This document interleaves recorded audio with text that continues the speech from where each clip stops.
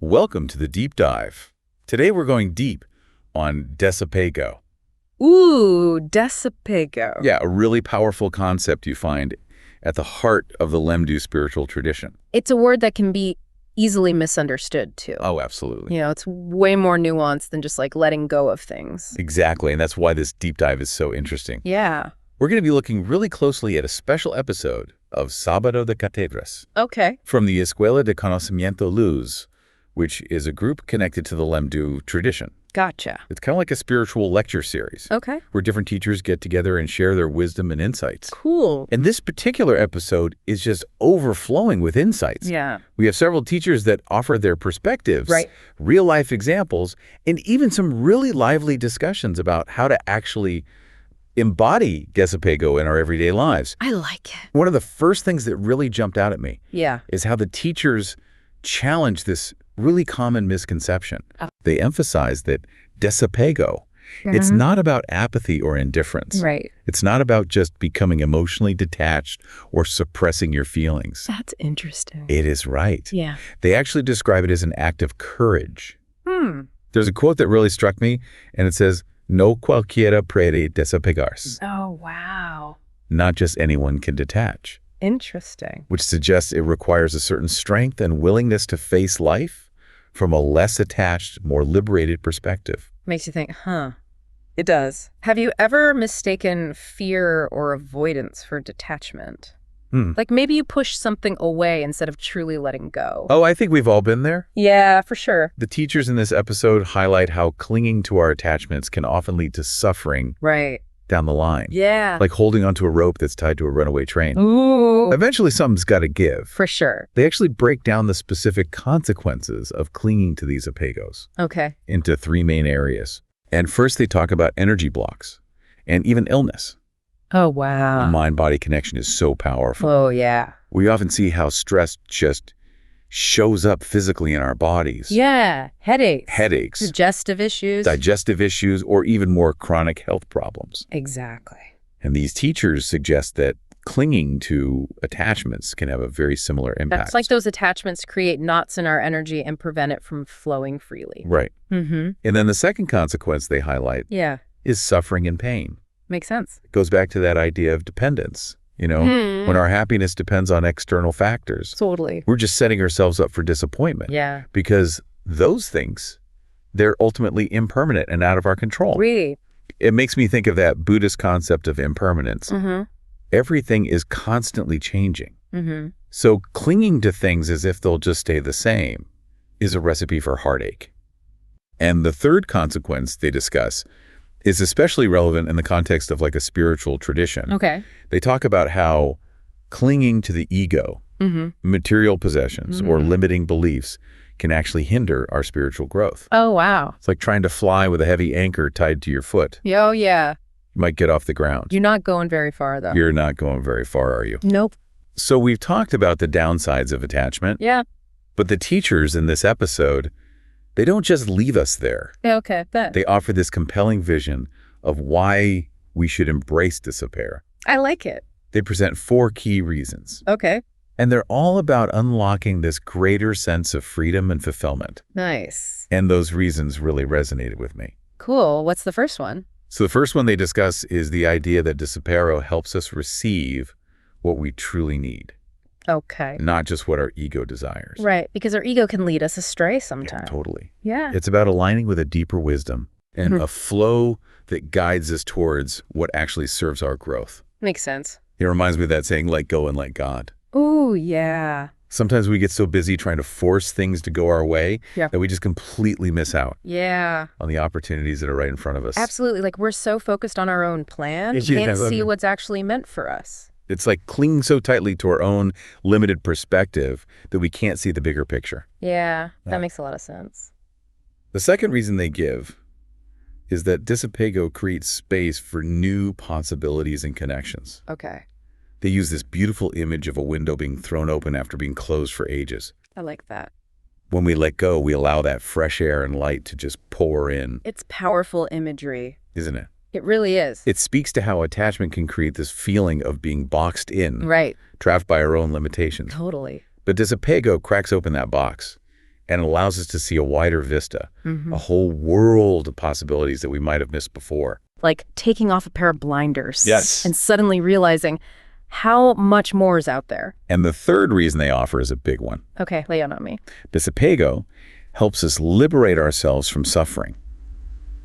They don't sugarcoat it. Dependence on external things for our happiness leads to constant instability and fear of loss. Right, because those things can always be taken away. Right. Or they can change. Exactly. It's like building a house on shaky ground. Oh, I get it. Any shift in the external world can send our whole foundation crumbling. Makes sense. And the final reason they highlight is the ability to truly live in the present moment.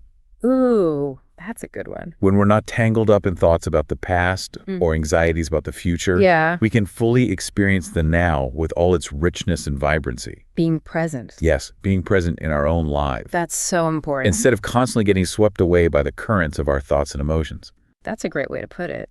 Yeah, it's like the difference between being caught in a riptide and learning to ride the waves. Oh, I love that. Desapego, it gives us the tools to navigate the ups and downs of life with more grace and ease. So Desapego sounds amazing in theory. Right. But how do we actually put it into practice? Yeah, that's where this episode really shines. Okay. The teachers, they offer all these different practices and examples to help us integrate Desapego into our everyday lives. Awesome.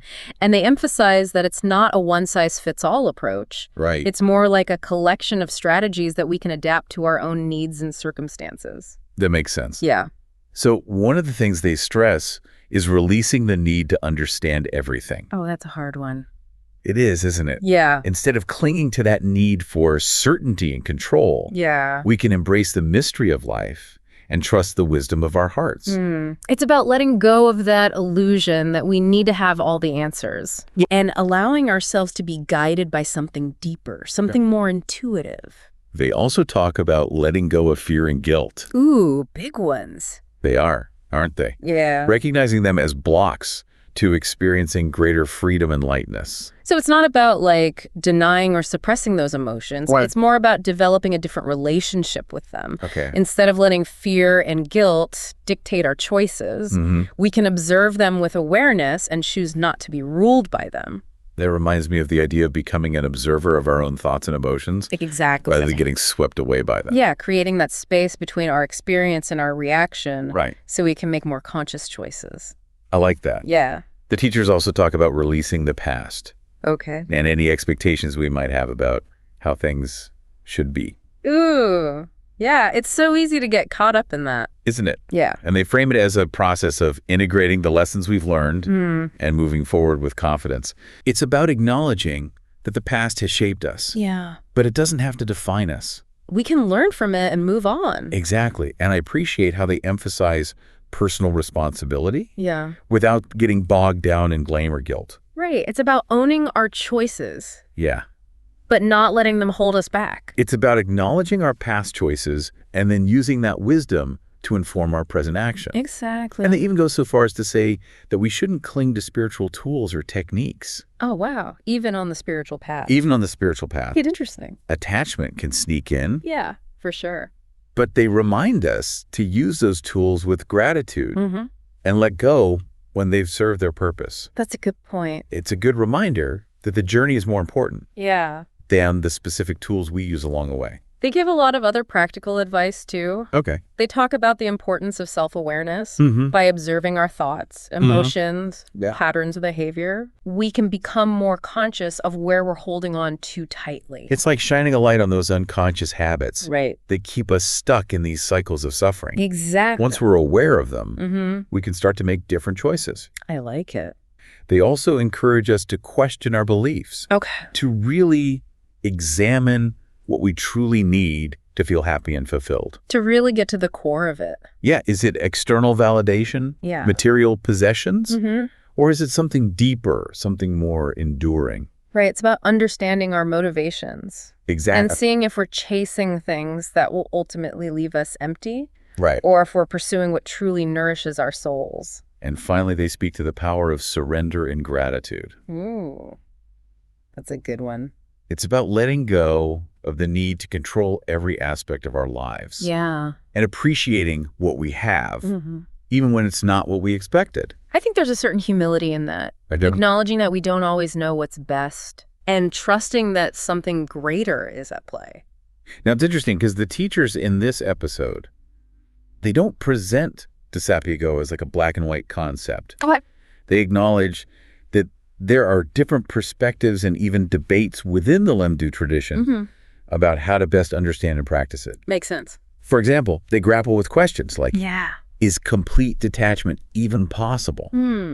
That's a good question. And they also explore whether it's possible to become too attached to Desapego itself. Oh, wow. That's a bit paradoxical. It is, isn't it? Yeah. But I think it speaks to the importance of balance and finding what works for each individual. Right. Finding that middle ground. Exactly. Yeah. And they also raise the question of where the line is between responsibility and renunciation. Okay.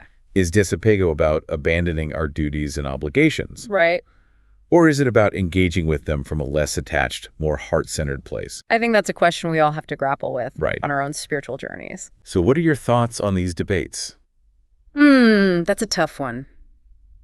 It is. Where do I personally land? Yeah. I think for me, it's less about achieving a state of perfect detachment and more about cultivating a sense of inner freedom.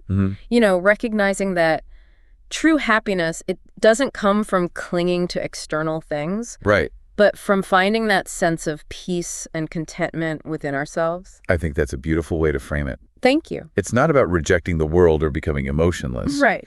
but rather about transforming our relationship to the world and to our own inner experience. Exactly. And the teachers use this analogy of a fish swimming in water. Okay. The fish doesn't resist the flow. Right. It moves with it.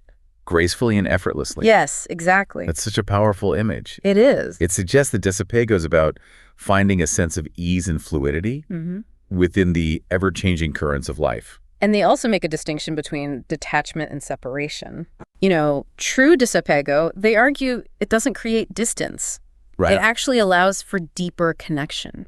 Because when we're not clinging to expectations and outcomes, we can be more fully present with the people in our lives. Right. We're not trying to control them or mold them to fit our desires. We could just be with them. Exactly. In all their messy, beautiful complexity. And they highlight that this applies to our relationship with ourselves as well. Oh, that's interesting. Yeah. Desapego invites us to detach from our ego, from the stories we tell ourselves about who we are and what we need to be happy. It's about recognizing that our true essence is something far greater than this limited, often fear-based identity we create for ourselves. And when we loosen our grip on that limited identity, we tap into a wellspring of inner peace and joy. Right. That doesn't depend on external circumstances. So as we continue our deep dive into Desapego, I'm struck by the depth and complexity of this concept. Yeah, it's not a simple topic. It's not, is it? But even if we only grasp a small piece of it, I think the potential for transformation is huge. I agree. Yeah. And I think the most important takeaway is this Desapego. It isn't a one-time achievement. Right. It's an ongoing practice. It's something we cultivate moment by moment, choice by choice. It's a journey of self-discovery. It is. Letting go of what no longer serves us so we can embrace the fullness of who we truly are. And what's really interesting is teachers even talk about how Desapego, it can transform our relationship with material possessions. They emphasize that it's not about getting rid of everything you own or, living a life of poverty. It's not about deprivation. It's not at all. Yeah. It's about shifting your perspective. Okay. So instead of seeing possessions as like sources of security or happiness, you can start to view them as tools to be used and appreciated. Right. We can let go of that need to constantly acquire more and more and find contentment with what we already have. It's about recognizing that true wealth isn't measured by the things we own, but by the richness of our experiences and the quality of our relationships. And that brings us to another really important point. Yeah. Desapego can actually enhance our relationships. Oh, wow. Yeah, when we let go of the need to control others or cling to certain outcomes, it creates space for more authentic connection and intimacy. It's about allowing people to just be who they are. Exactly. Without trying to change them or force them into our own mold. I love that. So after this deep dive, what's your biggest takeaway? Ooh, that's a good question. What's one area of your life where you feel inspired to practice Desapego? You know, the most powerful thing for me is remembering that Desapego is not about deprivation. It's about liberation. It's about letting go of what's weighing us down so we can reach our full potential. It's a continuous journey, too. It is. Not a destination. Right. There will always be new opportunities to practice Desapego, to refine our understanding, to deepen our experience of freedom. So maybe today's deep dive has sparked a new awareness in your own life. Yeah. Maybe you've identified an area where you'd like to explore letting go a little bit more. Yeah. Or maybe you're simply inspired to approach life with a little more lightness and ease. I love that. Wherever you are on your path, yeah, we encourage you to embrace the journey with curiosity and compassion. And as always, thank you for joining us on the Deep Dive.